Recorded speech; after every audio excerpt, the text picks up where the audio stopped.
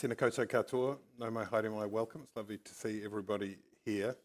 We've got a couple of journalists and a couple of politicians, and somehow the journalists have put themselves between the two politicians, presumably as a security. We'll see how we get on. There's that old saying, which might be apocryphal, I'm not sure, but about a Chinese official in 1972 when asked about the impact of the French Revolution, said it's too soon to say. And so the task of discussing the sixth Labour government, the government that ran from 2017 to 2023, is a bit of a fool's errand really, because it is very much too soon to say, but we'll do our best. And these four people have been convinced to have a go at it somehow. Rather than introducing our erudite panel one by one, I'm going to invite them to introduce themselves very briefly. And whether or not they read my email informing of this, we'll find out. Let us know who you are, and if you were to write a book of your own about the period of 2017 to 23, and your perspective on it, what would the title of that book be? Are you game to go first, Chris Finlayson? Sure. I'm Chris Finlayson, washed-up politician, struggling lawyer. I offended a number of people in the last session, so I'll do my best to offend quite a few of you. And if I was to write a book on the period 2017 to 2023, it would be entitled Thanks, Winston.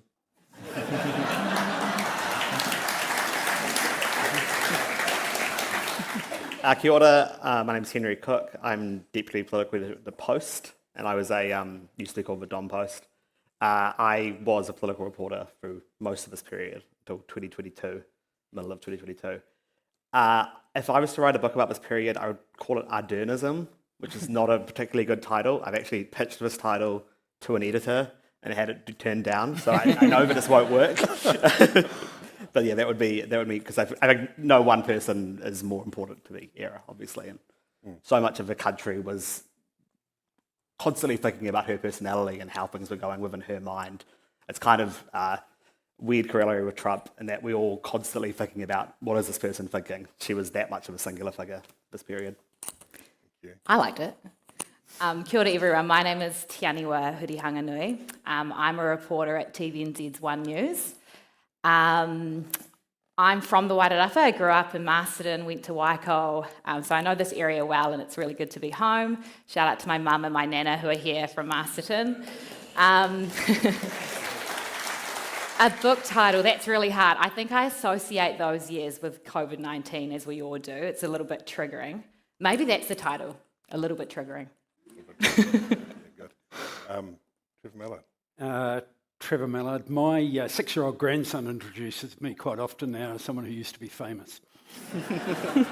And I spent 35 years in the institution. My title is Aotearoa Wairangi. Aotearoa Wairangi. Oh, nice. All right, let's get into it. We're going to try and do a sort of whistle-stop tour of that period of time, and then maybe address a theme or two in the round. We will miss bits out. This will not be comprehensive. Each part of these could probably fill an afternoon. But let's begin in 2017. And Trevor Mallard, approaching that election, I think you'd just about resigned yourself to resigning, or you were in a resignation mode, I think. Can you tell us a bit about that, and then how it looked to you at that time? Was it 6.5 weeks, 7 weeks out, when there was a change in the Labour leadership in the opposition? Sure. I'd spent, by that stage, 9 years in opposition. I'd been a minister, and I tell you what, it was very awful. So I decided it wasn't going to continue. I was an electorate-only candidate in 14 and became a list-only candidate in 17. The only reason I didn't resign was just as I went to tell the leadership that I was going to not run at the election, Annette did, and we decided it would look like rats leaving a sinking ship, and it would have been. So I spent the period after the election and before the announcement of the government writing my valedictory, because I was going to do that at the end of the year or in February when Parliament resumed. And obviously a decision which I was not expecting occurred, and I think that it led to a lot of problems for parties who weren't ready to govern, and a coalition agreement which gave too much power to someone to whom nothing should be given. That's what you really think. Of that moment, that transfer in the leadership, if we go hang on that for a moment, were you part of that conversation? Were you sort of watching it happen? Andrew Little had obviously had a difficult time. And then maybe bring in Henry here too, because I think you were in that first press conference. So I'm interested in what you knew about that both, and then also, I mean, I remember watching that press conference from Auckland on a live stream and going, "Oh shit! Like this is the real deal." Was that your experience? Well, I sort of had some whispers on the Friday before, so I've got my head around it slightly better than some people had. I knew that Jacinda had been suppressing her talent quite deliberately because she felt that it would be inappropriate to overshadow Andrew as deputy or earlier, and she performed at that press conference. I think it was a bit like when Helen became Prime Minister. It was when people really saw what a good woman she was. You called it a cross between Helen Clark's policy depth and David Longie's wit, which is a hell of a compliment. Is that what you saw, Henry? Like, did you? I wasn't there for David Longie's wit, so I think perhaps Longie might go down as the funnier politician in a century's time. What about that press conference? That was, because I remember that morning when there was a period of time when Jacinda hadn't been selected yet, but Andrew Little was clearly resigning. And the mood in the press gallery, I was a very new political reporter, but the mood in the press gallery was, this is a disaster. This is going to be so bad for Labour. No one's ever done this, changed a leader so close to the election. And Stuart Nash had gone on the radio and said that it would be crazy for Labour to do this. He was seen at this point as a leadership contender, senior Labour source, saying, we can't do this. This would be crazy to change leaders. And then she came out with the whole caucus, which is a very, we're all together move that Judith Collins then copied in one of her press conferences announcing her leadership in 2020.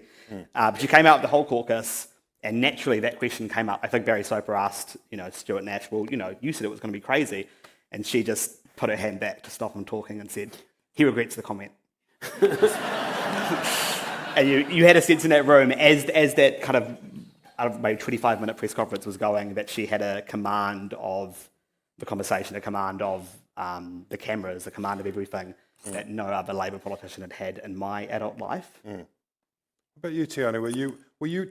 I think you were reporting on that campaign. That was maybe the first. Yeah, I was at RNZ at that time. But yeah, I watched it too.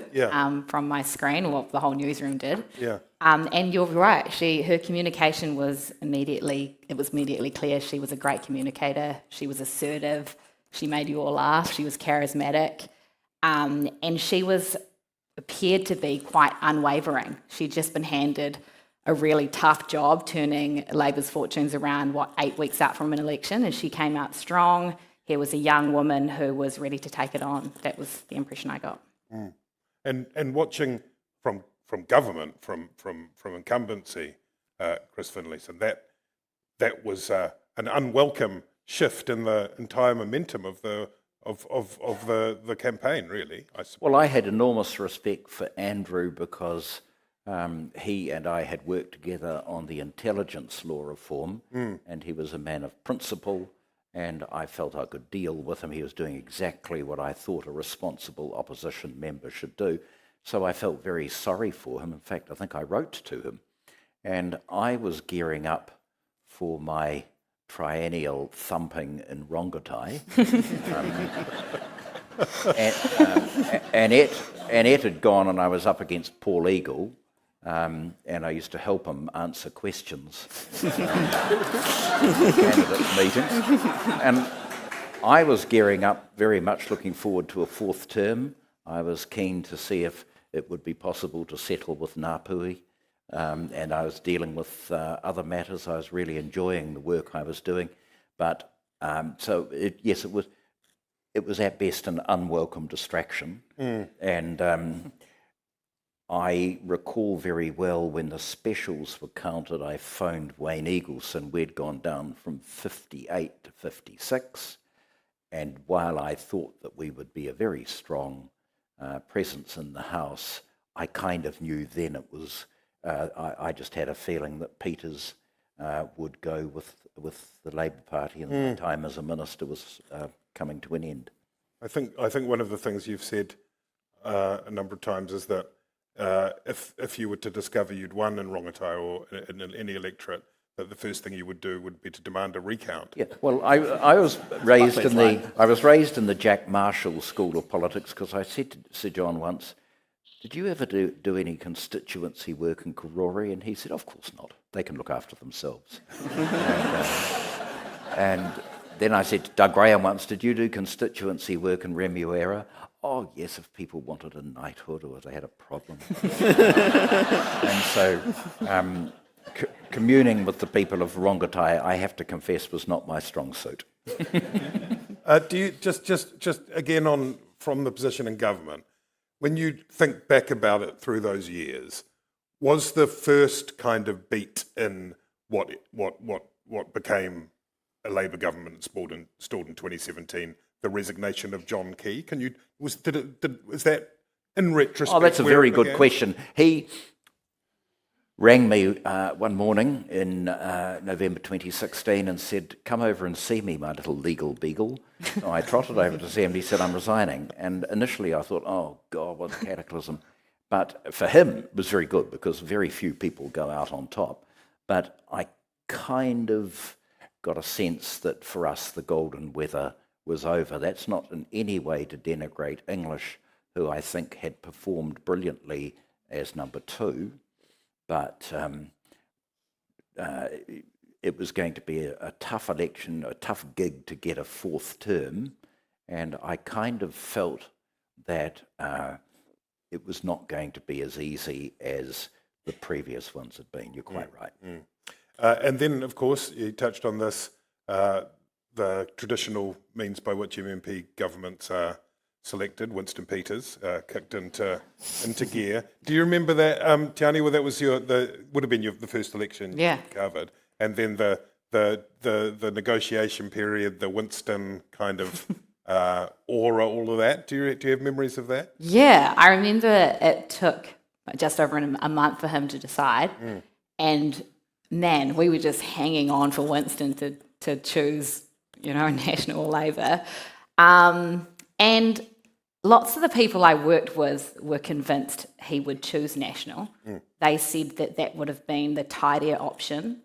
It would have been a continuation of the national government. He could have justified that as being a stable choice.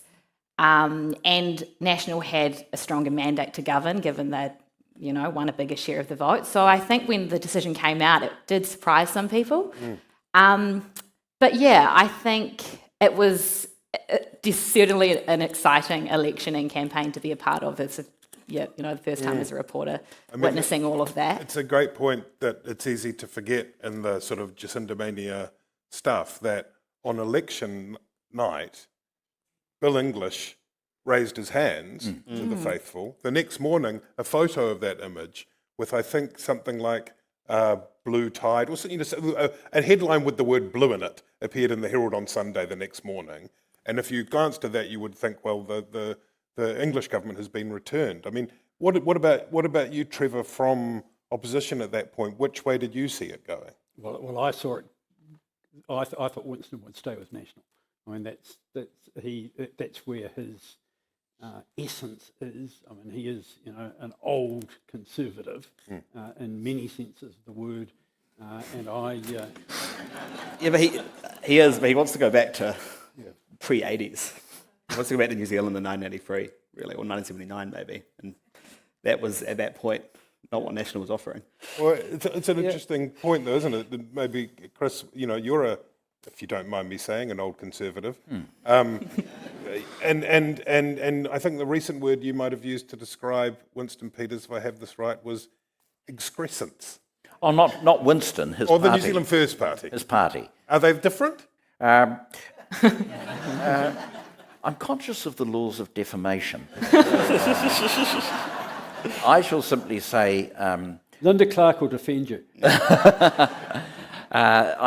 Winston and I suffer from mutual detestation. I just loathe right-wing populism. And I was raised... Celia said something very interesting to me at the luncheon adjournment, because I think I'd annoyed someone in particular. And she said, the trouble with you, Chris, is you're an old-time Liberal Conservative and they don't exist anymore. Well, I don't know that that's necessarily right, but maybe I come from a different era. I was raised by...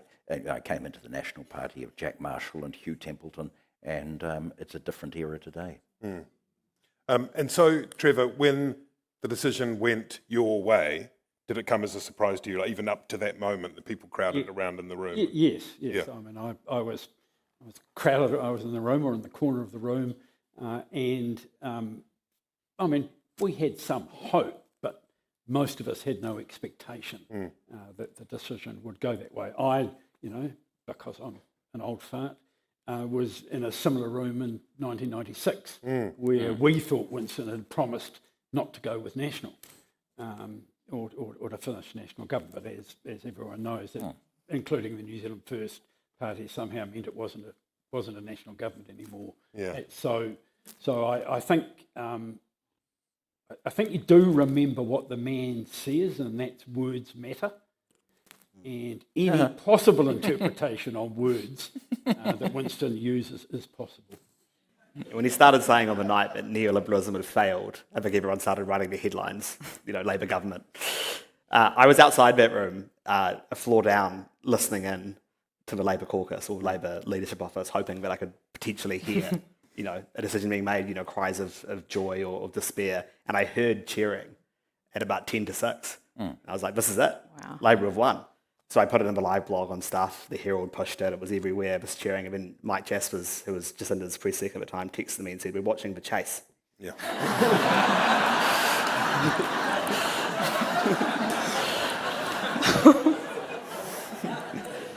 I probably knew that the morning of the announcement, that even if he went with us, I wouldn't probably be part of the administration.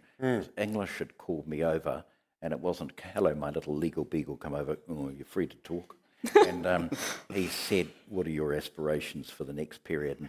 And given the mutual adulation that Winston and I had, I didn't think I could work in the same cabinet as him, so I thought I'd be packing my bags anyway. Interesting. And then we had, I guess, the sort of first stanza of that government, which was, the cliche that's often used is honeymoon, but it felt different, or more than that. It was a whirlwind. There was, the announcement of, in January, I remember at Jacinda Ardern's home in Point Chevalier, we went along as a press pack and were gathered, and it was announced that she was pregnant. Extraordinary, a kind of historic moment, the second time in history that it happened. And then Trevor was the speaker and also the leader, the chief childminder in Parliament. And there was that, it was a moment when I suppose the kind of the culture or socio-culture merged with politics in a form.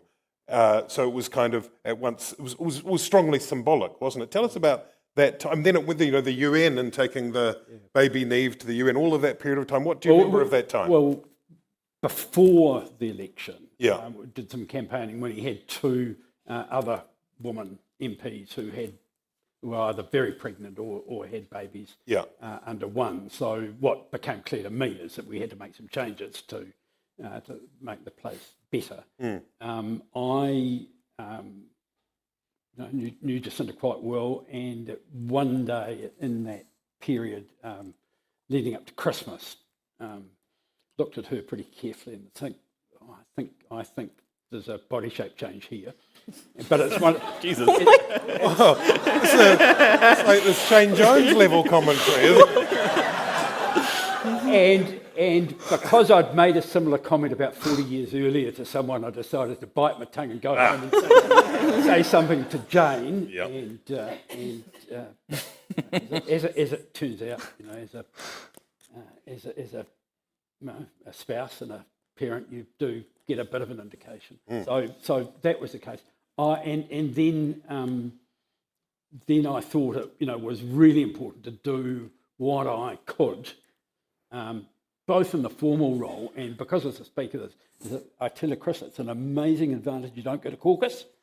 And during the time that I wasn't going to caucus and we knew that Neve was free, I've got a grandchild very similar age, and so we had our weekly swimming in the parliamentary swimming pool, which we had to change the rules to allow the men to come in there as well. And what that meant for me was that you were sort of giving another couple of hours to Jacinda that she wasn't, she didn't need to be worried about things. The one, and I'll go sort of right to the end now and say that I also knew, I thought before most other people that she was going, because Neve told me that she wasn't going to go to school the next year in Wellington.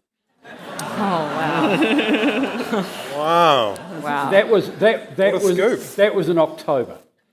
Again, when it comes that way, you don't ask. You just bite. You again went home, had the discussion, and we bit our tongue. Te Aniwa, you reported from Waitangi in 2018. Yeah. First, what was the mood there? I remember, I think Jacinda doing that for a stretch of time. What was the mood at Waitangi in February 2018 for Jacinda Ardern and the incoming government? I think they were very excited to see her. She had come from Ratana. That was her first big political showdown, and Māori there just seemed enamoured by her. They gave her a baby name. She just announced she was pregnant, and I think that Ngāpuhi and the northern tribes were really eager to see what she had to say, and it was a very different Waitangi from what I'd grown up with and what I'd seen. Very little confrontation, very little protest. They let her speak from the maho of the marae, which is the area just outside the doorway, which is very unusual even for Māori women. She was escorted onto Waitangi by Te Whai Harawira, who is one of the most full-on pro-activists up in the north. And when she spoke, there was no heckling from the crowd, which we've seen in recent years. They listened to what she had to say. She promised that Labour would close the gaps of inequality between Māori and everyone else. And I think, she left with a very good impression.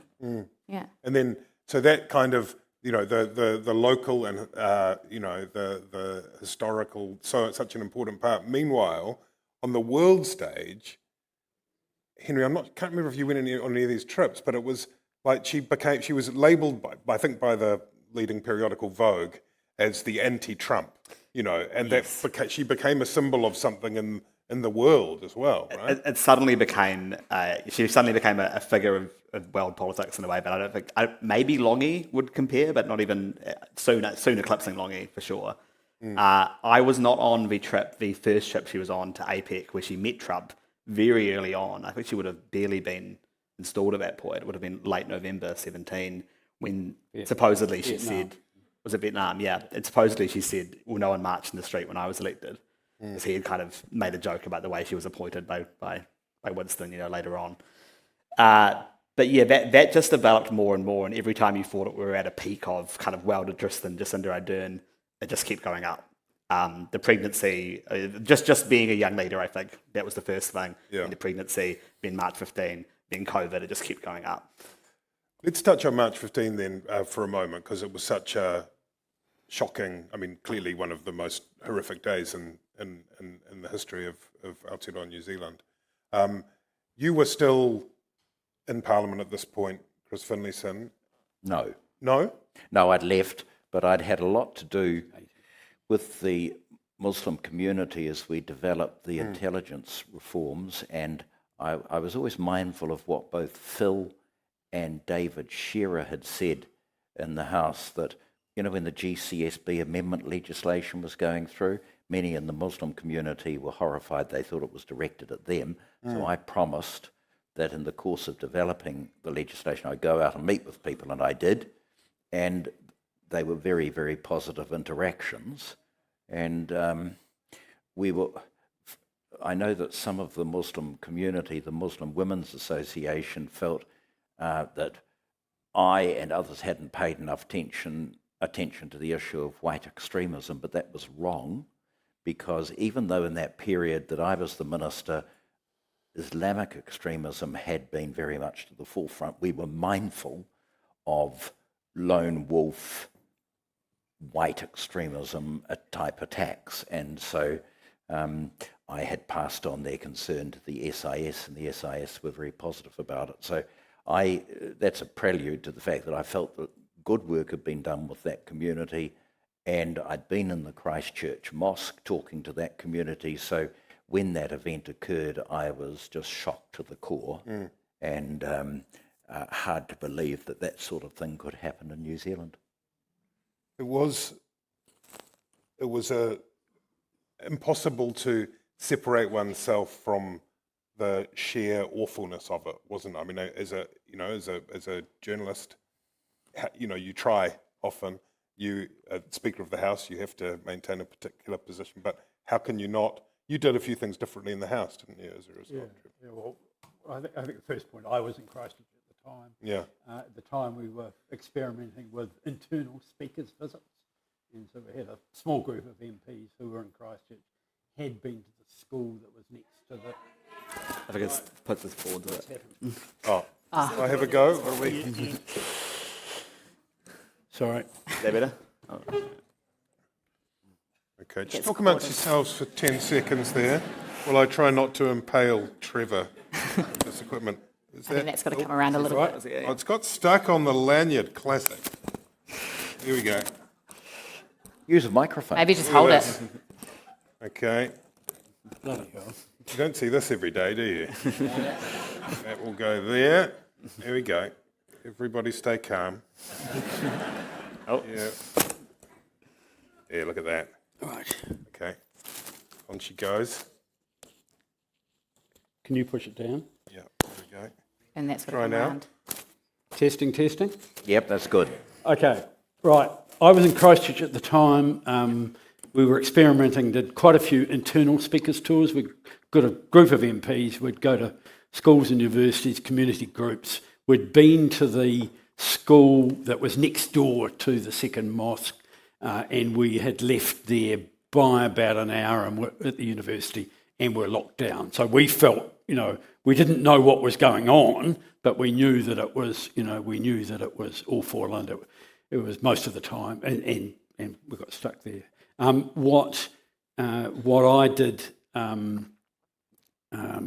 then was we wanted to. I think it must have been a week's recess. That must have been a recess week, and the next time the House sat, what we did was we brought in I think 7 different religious groups. The Cardinal was fantastic at helping organise it because he had the interfaith connections to bring people in, and we and I think we had an event in the Parliament with the prayers being said by various groups at the start of the Parliament, which helped bring us together. And there was only one person muttering under his breath about it. It was because it was a school strike for Climate Day. That's It right. was a Friday, and it was a massive, massive kind of march on Parliament. And James Shaw was there with his massive bruising on his face because he had That guy from Wainuiomata, the bastard. Yeah. had just been beaten up earlier that week, which seemed, wow, violence in New Zealand politics. It's crazy. And so I was at the school strike covering it, and I was like, oh, this is going to be the front page of everywhere tomorrow. Photos of James with his bruise, standing among all his children, talking about what he's doing for climate, and then that all just disappeared. We got set the video, my newsroom, so it was quite, Heavy. yeah. Yeah. What about you, Tiana? Yeah, I was in the Wellington RNZ newsroom at the time, still pretty young, still quite a new reporter. Yeah. And I just remember we get police scanners at work, and so immediately we knew something big had happened.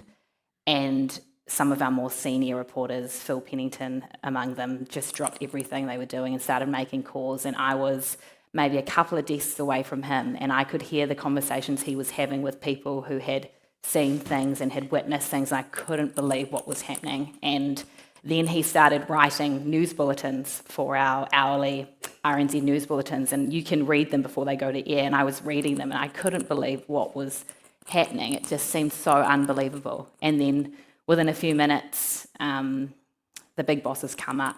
We stopped everything. Reporters were flying out the door. People were being sent on the first plane to Christchurch with only the clothes on their back, and they bought clothes there, and we didn't see them for a few weeks. Yeah.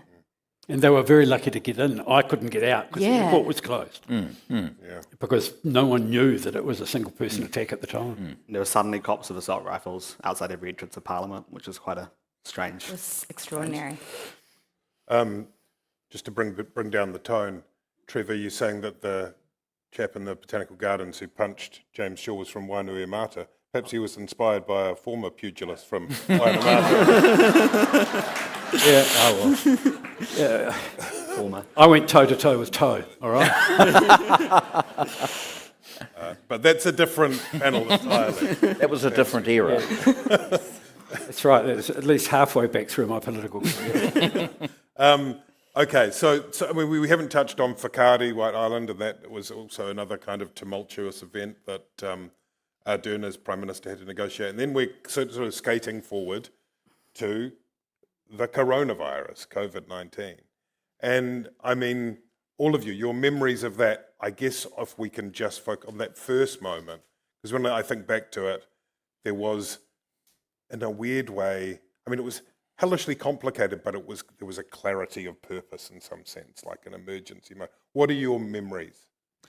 I remember someone told me that they would have to shut the border with Australia, and I was like, that's insane. And I went to someone in Senator Ardern's office, and he was like, yeah, I mean, shutting the border with Australia? There's like 1 million Kiwis there. Like, that's just not happening. Yeah. But next week, he wrote a press release about how we're shutting the border with Australia. And by that point, it seemed natural. I think it's that acceleration in March was really crazy, where things that would have seemed absolutely insane and kind of now seem quite crazy in retrospect started to seem like the normal, obvious action to do, and the opposition at the time was pushing for them as well, which is somewhat forgotten. I remember when she announced we would be going into lockdown very vividly, because I was at my grandparents' house watching that.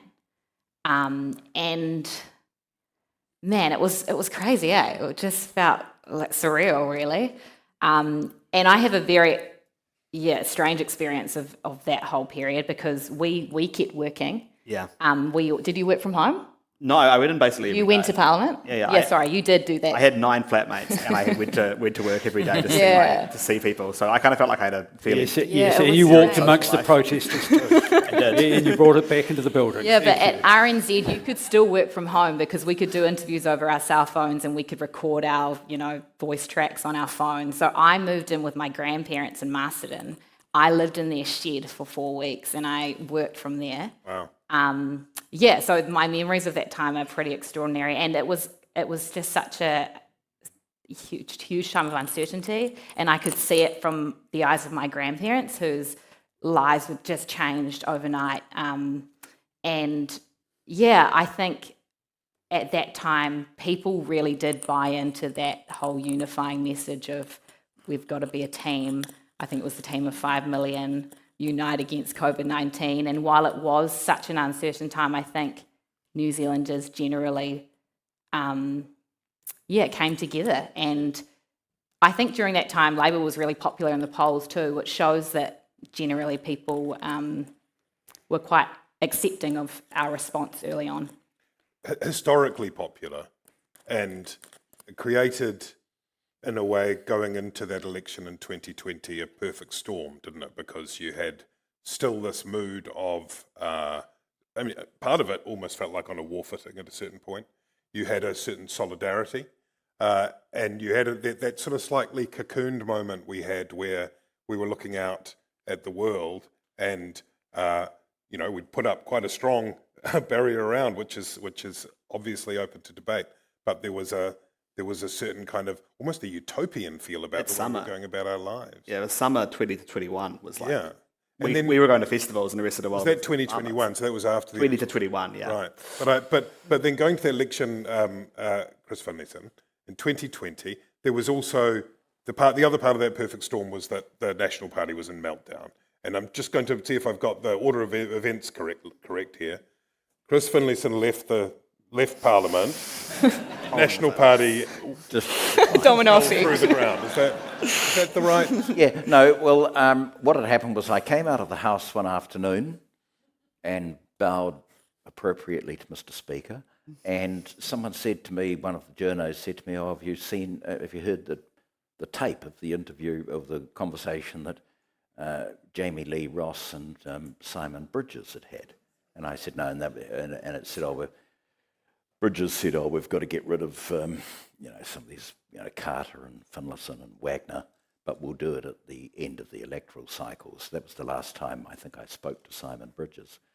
And it brought to my mind what Dennis Healy had once said about David Owen, the former British Foreign Secretary. He said, when he was in his mother's womb, the good angel came along and made him bright, good-looking, articulate. Unfortunately, just before he was born, the bad angel came along and made him a complete shit.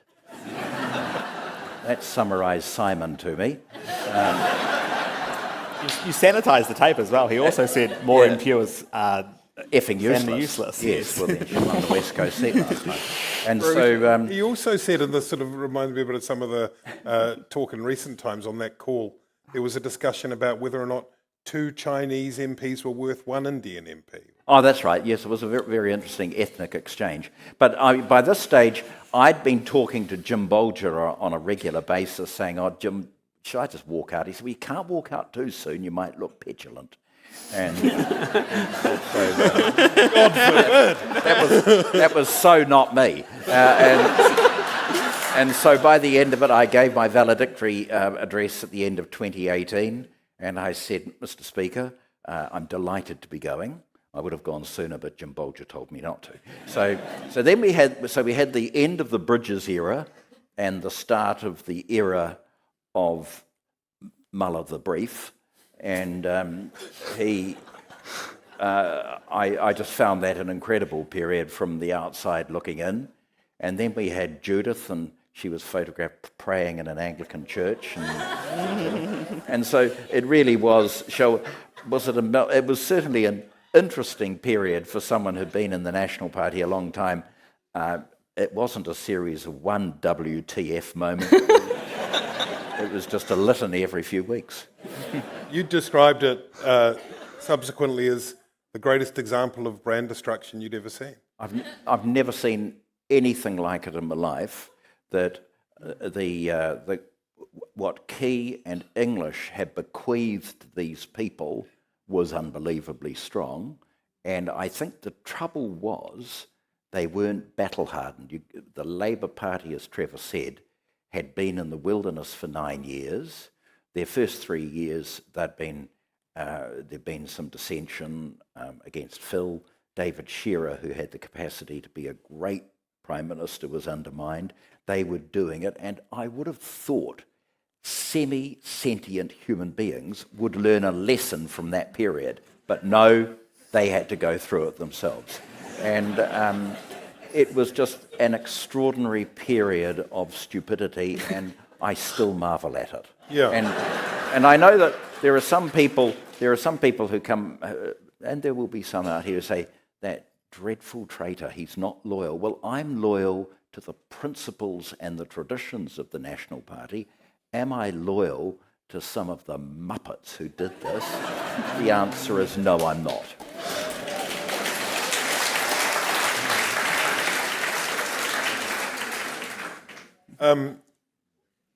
And that election campaign journalists You were both, I think you both reported on the election on the night in 2020. Yeah, I was reading. I mean, dipped in and out. it was this guy described it as a tidal wave.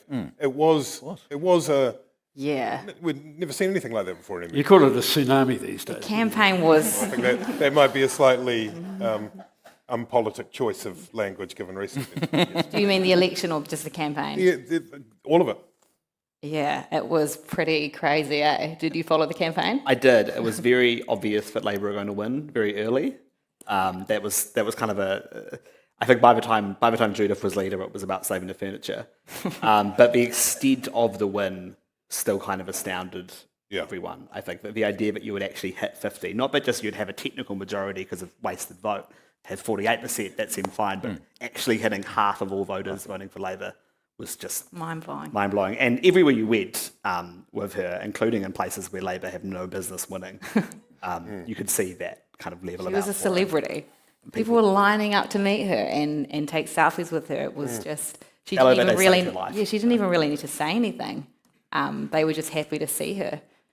And I'd never seen anything like that. The Judith Collins campaign had its own kind of charm as well. There was the...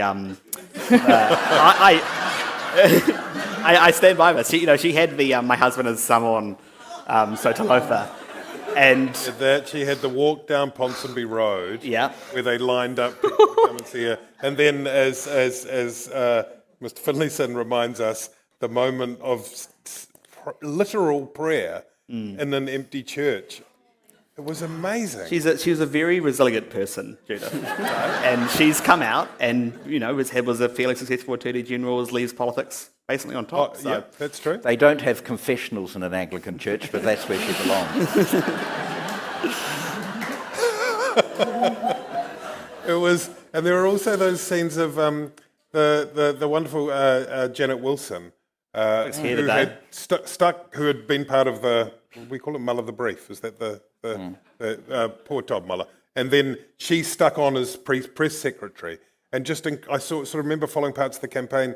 And every day, Janet got another couple of feet behind Judith and trailing behind her, and this sort of betrayal. It was a time, wasn't it, Trevor? It was a time. I think it became most obvious for me when early voting started, and a couple of the old dears who'd been around helping Fraser Coleman 30 years before I was the MP, who'd been involved in the Labour Party, gave me a ring to say, we want to early vote, and you've always given us a lift. Can you meet us at the supermarket on the Tuesday after we've done the pensioner shopping, and take us to the booth and then take us home? It'll save us the money for the taxi.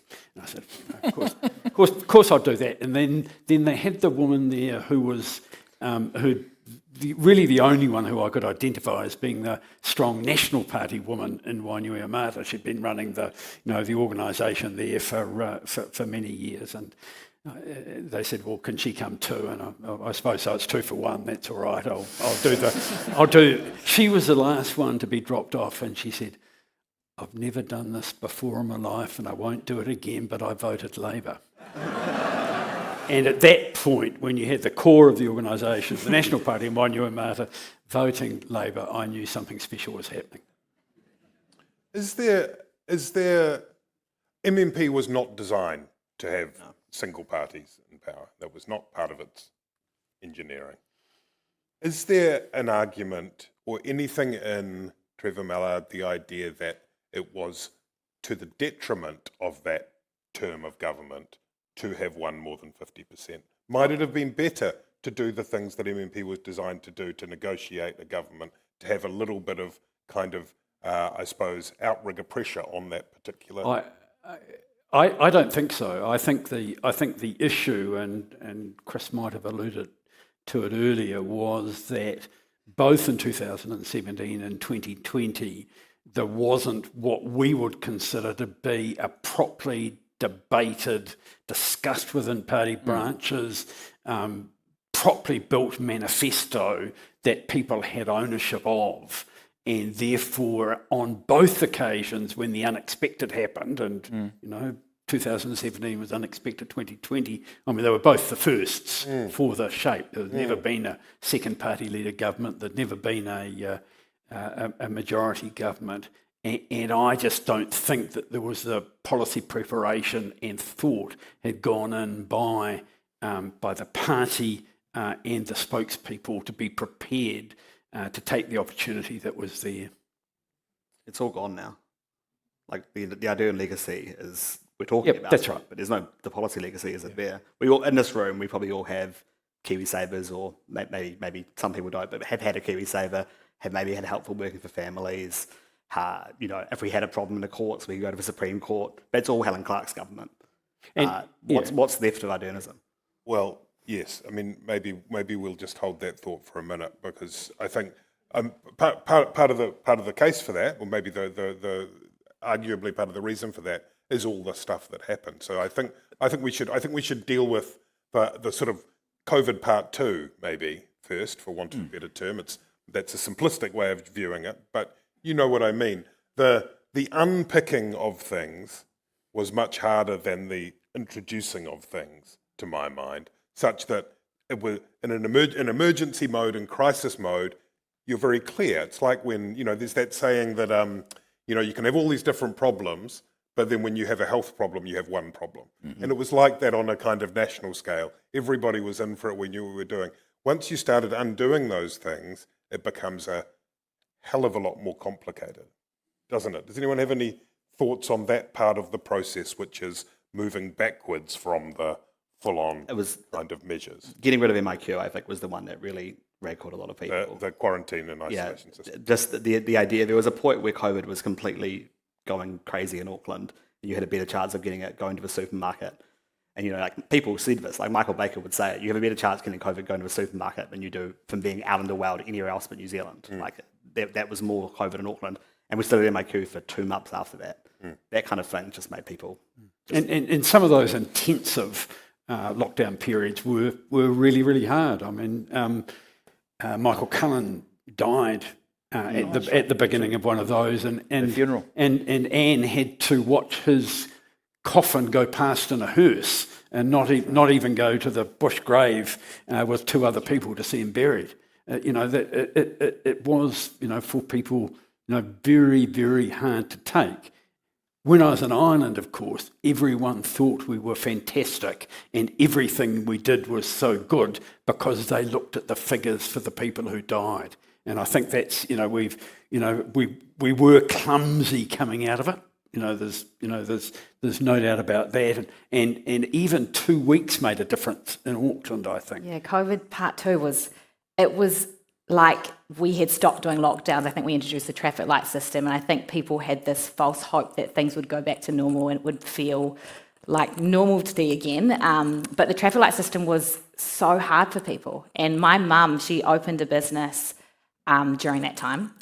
And while she could go back to work and start serving customers, she owns a cafe, like that system built a lot of resentment, I think, amongst her and her workers because the vaccine mandates were introduced, they had to turn people away. And in small places like Carterton, that was extremely hard for her to do. You know everyone, you know their families. All the chefs had to keep wearing masks. It was hard to work. So physically, mentally, it was draining for people. And I think resentment really built up during that period. Yeah, the Auckland lockdown was particularly difficult. I think it's a very good example of how in politics there are bad choices and worse choices. And a year or so ago, Grant Robertson phoned me and said, would you act for Jacinda and me in the Royal Commission? I said, good Lord, why me? And they said, we want someone who can be a prick. And I said, I am your man. And contrary to what some people may think, Ardern and Robertson each gave 5 hours evidence to the Royal Commission, but there was no way that they should have been put in the witness box because the precedent for future Royal Commissions was so unsavoury and unhealthy.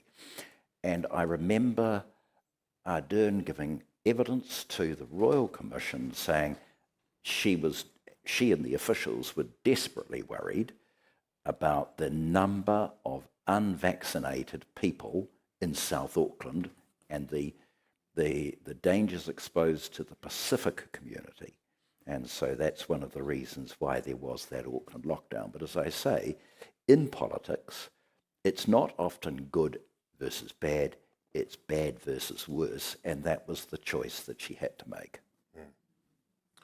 One of the episodes in all of that was the convoy and then the protest at Parliament, inspired, I think, from Canada. And you might don't know if you know. Tell us about your hatred of Barry. I vaguely remember it, One of the things that was interesting to me, I have a friend who works in an ICU, and he described some of the people that had come from the protest to his ward.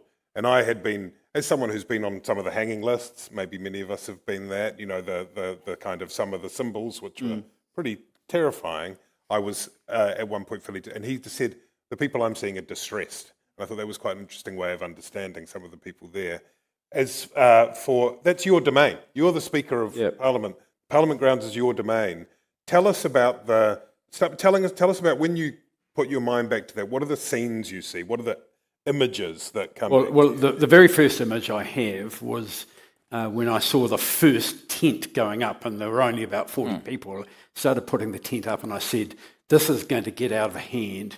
I'm going to go out there with the security guards and get that tent down." Well, unfortunately, I took police advice because I'm pretty sure that if we had got that first tent, the police would have supported us, and we would have stopped the occupation. So that was the core of my evidence to the IPCA on the stuff. I mean, it was awful. Most of the homeless and serious mental health cases I had been dealing with in Hutt South were camped on the lawn. But there was a guy who I used to regularly walk in the Rumataka Forest Park. He was out there too. There was a daughter of one of my cousins was out there too, who was like a really good woman, a stalwart of a couple of clubs and on the school board and all of that stuff. So people who were good people who had gone down rabbit holes were out there. But because of the security things, for quite a period of time, I stayed in the buildings. I looked out at night. I saw people defecating on the grass in the middle of the night. Before the toilets went in, people were urinating all over the place. It was just there were a lot of marginal people mixed in with rabbit hole people, I think it's fair to say. And I think the police took far too long to actually deal with the situation, and it got worse. I mean, and there are other discussions and to be had about the financing of it. The fact that people were able to go out in a couple of days and clean Wellington out with credit cards that appeared not to have limits. Every camping shop in the Wellington region got cleaned out. There's no doubt that money came from offshore. And I think the only question for me was whether it came from Russia via the States or whether it came directly. It was just people who really wanted to cause social disruption in New Zealand were financing that. So you're suggesting that foreign actors were funding the protest activity on Parliament's lawn? They were certainly funding. Someone from offshore was funding the purchase of, actually in the end, probably millions of dollars worth of camping gear and other stuff. The infrastructure was amazing by the kind of once it was developed. They had plumbing to go into the stormwater drains of all their waste. They had like full-on childcare facilities. It felt like a festival. Yeah. And it was the only festival going. Yeah. Were you in Wellington at the time? I was in Auckland. You were in Auckland. Thank goodness. Yeah. But yeah, it's interesting, the types of people that were there, because you're right, there was a huge mix. No clear leadership or direction, no single message. Right. A lot of Māori people there. Yes. A lot of Māori leaders there who, I've grown up respecting, and they fell into those rabbit holes too, I think. And I think there's probably some historic roots there with a lack of trust around the state. But yeah, it was an interesting mix. National Socialists and Maori nationalists. Yeah, absolutely. They were both flags were flying. Mm-hmm. Yeah. I walked through it quite a lot, despite I think the speaker's at the time recommendation that gallery journalists do not. Yes, you very naughty. And I was interviewing people all the time, and basically, as Trevor said, it was all types. I think everyone I talked to, there was a kind of a surface of kind of civil libertarianism. I shouldn't be forced to do this to do my job, which I think is a very respectable kind of the argument you could have around vaccine mandates. But the longer you talk to them, every single person there basically seemed to think the vaccine was unsafe. Either it was unsafe because it was done too fast, or it was unsafe because it was on purpose unsafe, but they were trying to poison us. But yeah, you met nurses, you met people who did driving instructors, who just had lost their job because of the mandate and had become desperate because of that. And some of it was understandable, and then other people had big signs with nooses on them. Did you feel unsafe walking through? At one point, I kind of walked through the crowd to listen to the leadership kind of conversation going on, where they were trying to work out how to stop people like getting drunk at night because it was ruining people's sleep, and the kind of general PR of it. And someone snapped my mask off me, and then was like, "Why is this guy here? He's clearly not part of this protest." And I walked out pretty fast then, but it was unsafe's probably a bit strong. I did get COVID from it though. So. I'm just pleased I've moved out of Kate Shepherd Apartments.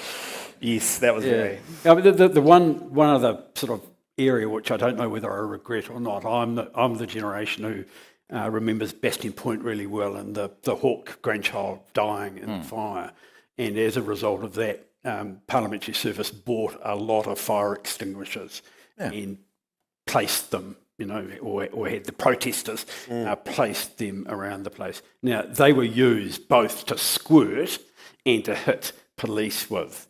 They're thrown at police, so you just never know whether you do the right thing or the wrong thing in that circumstance. And one of the byproducts of all this is that we've now got greater clarity on what parliamentary service staff can actually do, because until the Parliament Act was passed, the powers of the guards at Parliament were no one knew what they were, did they have any, and so on, but that's all been clarified now, because I think Trevor's absolutely right. If it had been possible to give those guys the power to move people on immediately, maybe it wouldn't have blown up into what it was. And one of the things you did, and I remember sort of images of the Speaker of the House sort of walking back and forth, kind of, there's that broiling level of pressure. This is your manner in many ways. A couple of things, including a trespass order issued to Winston Peters. And it didn't endear me to him. Did it not? Well, maybe we've got both Phil Goff and Trevor Mallard at this festival, and I'm wondering whether there's like a support group for people who were dragged back from their diplomatic posting by Winston Peters. Well, in fact, don't share it with anyone, but Winston forgot to do the paperwork in my case. Oh, goodness. And I only came home a couple of weeks early. All right. I was going to say I am still the ambassador. No. You stop being the ambassador when you're replaced. But I also, there was the Winston, but also the Baby Shark and Barry Manilow approach. Yeah. Did you make a mistake in some of those steps, do you think? What, you mean the choice of music? The choice of music was exquisite. No one's saying. Both. I mean, the police hierarchy and I, didn't always get on that well through this process. But a lot of the cops who were actually patrolling, I got on quite well with. And one of the patrolling things was I could hear the shit that was being said to those police, whose job it was to line up between the buildings and the protesters. And part of the music thing came from a discussion in the CAF. I spent, I think, about $30,000 on coffee and hot chocolate for police because we made it all free for them. But had some very good discussions there. And the music was an attempt to actually get something between the loud shouters and their, relatively weak PA systems and the police. In the end, I stopped it, not when the senior police asked me to, but when the duty sergeants did and said, "Look, it's driving our police mad as well as." What about the sprinklers, Trevor? Sprinklers. The sprinklers are what really have gone down. The sprinklers. That was just a straight. Let's get rid of the shit on the hay. Would you do it again? Yes, I would. Absolutely, I would. But I'd probably get steel reinforced sprinklers first, or get a long hose. You cannot have people defecating on the front lawn with 2,000 people sleeping around it. It's just wrong. You had to wash it away. Luckily, it rained pretty heavily soon afterwards. Can I ask how it felt for you watching the playground? Sorry? Can I ask how it felt watching the playground that you had built? I was actually more worried about police that were having, objects which were on fire thrown at them, and I was scared that the powers of the parliamentary service, the deputy chief executive was the person who attached the fire hose, the first fire hose before the fire brigade arrived, and probably saved some lives as a result of that. So, the playground's going to always be rebuilt. People can't. You knew that Jacinda Ardern was going to resign because Neve told you. Yep. And Annette did later on, but Right. Did very quickly on this, because we've got to shuffle along. Did you see it coming? No, and we didn't have our political team, none of our political team was working that day. Right. We had Kushla, a Wellington reporter, her first day on the job, I think, and she had to cover one of the biggest It was a stories. famously one news were not there. Andrew Campbell, who was the head of press at the time, had attempted to tell political editors, I think it would be worth your while coming to this boring event where everything is always the same. Yeah. Which was a sort of the start of the year caucus gathering, wasn't it? And I think many of them got there, but yeah, it was I didn't know it was coming. Not at all. I think it shocked a lot of people. Yeah, I was in the UK at that point, but I was woken up in the middle of the night to be told, and I said coward, which is a statement I might regret somewhat, but that was my immediate response. And then tried to go back to sleep, but couldn't. It was a shock. Yeah. Looking back now, I was surprised, but looking back now, I fully understand it, because Grant Robertson said to me last year he was campaigning in 2023, and people were saying to him, look, Grant, you've had 9 years.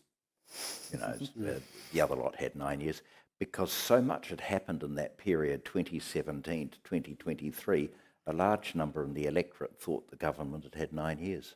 It felt a lot longer than it was. Time moved at a different speed, didn't it? We saw more of her than you usually would see a Prime Minister over 9 years. Right. So much. Those daily briefings, I think people just grew resentful, and because it was a majority government, there was only one party to blame, really.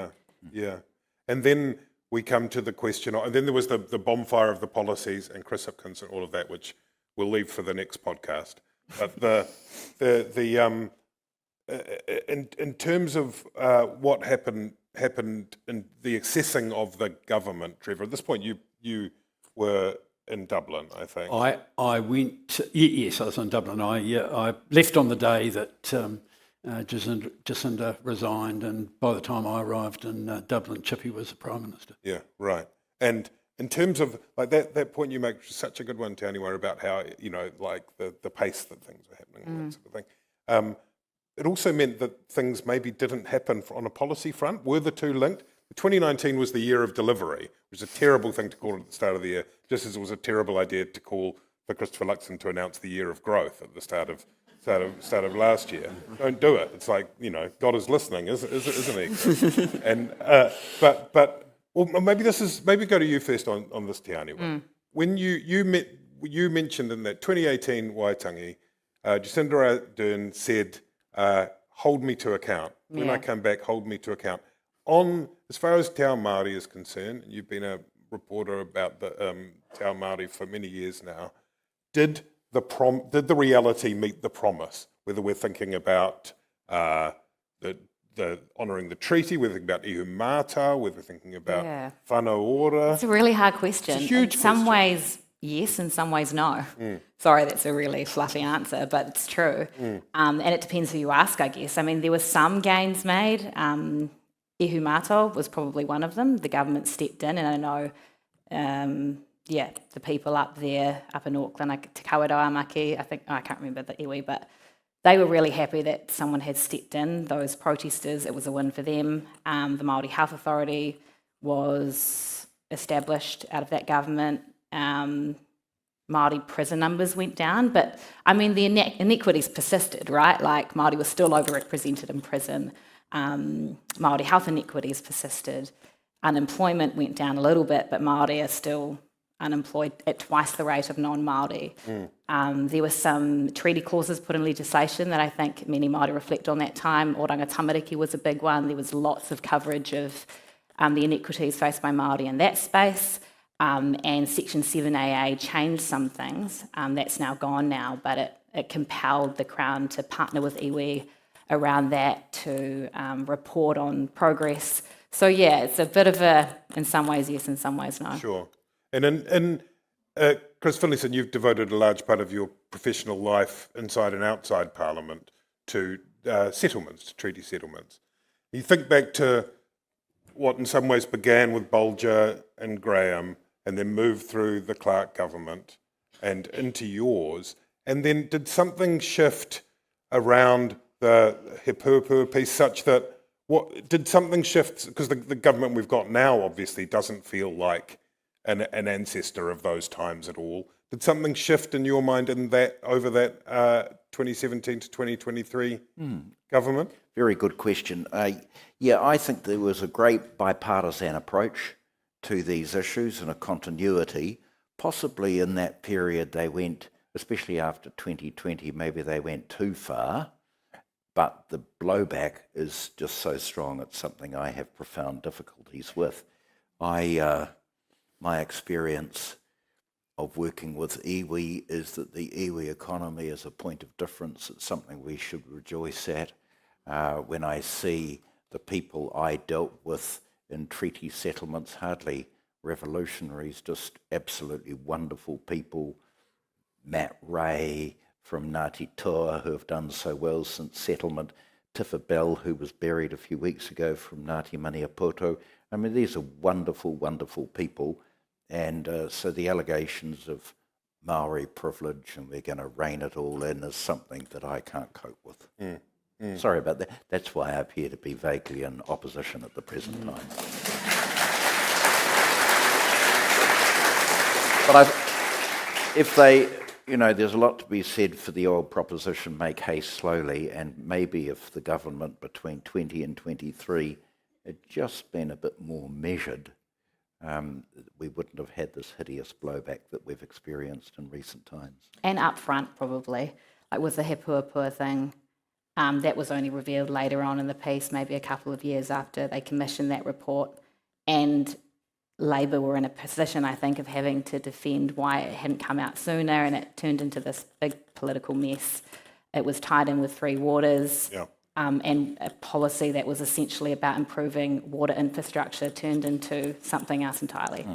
That's right. As a government, they were fantastically bad at normal day-to-day policy making. They were great in a crisis, but when it was just a regular march and you had to just keep going and push a policy agenda forwards, they floundered. They tried to do literally everything at once. They did massive machinery of government changes which made no difference to people's lives. And they got caught up in these debates about those instead of talking about things like the fair pay. Grant Robertson set up an implementation unit, Trevor Mallard, because there was an awareness that stuff was. But you look at some of the things that either happened and then happened so late that they got changed, they weren't embedded, or never quite happened. Fair pay agreements, Māori Health Authority, Three Waters, Kiwi Build, media merger, income insurance, Auckland Light Rail. Is that a fair characterisation that Henry Cooke just offered, that stuff didn't get done? Oh, it's very fair, and I think part of that goes to the preparation, but also I think some of it goes to a lack of foresight. I mean, if there's no point in trying really hard to get something done in the last few months before the election, because if it's something that has to be done in that way, the chances are if you lose, it's going to be undone afterwards.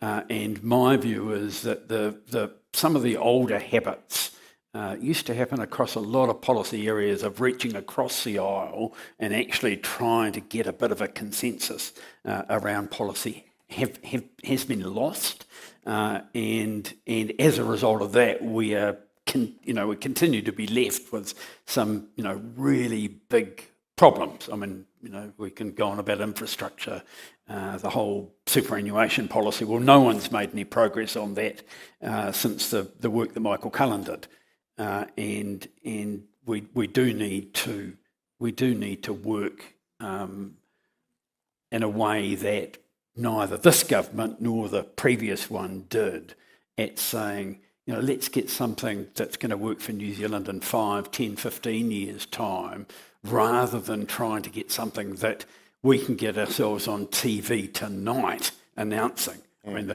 the worst part for me is, this is my favourite singer, we'll give them $1 million to come to New Zealand. It's just bloody ridiculous. We've got 2 minutes, and then we've got to go. We've got 1 minute. We've got last question for all of you. You've got 15 seconds to answer it.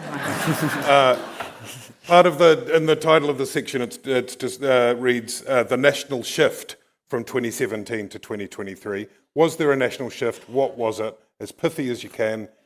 Trevor Mallard first. Well, there were 3 big shifts in the electoral system. We had 3 unique first-time governments, and I think we're now more aware of the issues. I think the shift that we haven't had is the one which gets a determination to stop popularism in New Zealand, and we're at a real danger because he is a better negotiator than anyone else of having someone who embeds popularism in our system, and that just would be a tragedy. Hold your applause. Hold your applause. We don't have time. We haven't got time for such indulgences as applause, Te Aniwa. The big shift, I think our response to crises has changed dramatically. I think our expectations of leadership during a crisis has changed. I think we've all changed. The fuel crisis is upon us, but I think we've been through so much that, I think we can tackle big things that come our way.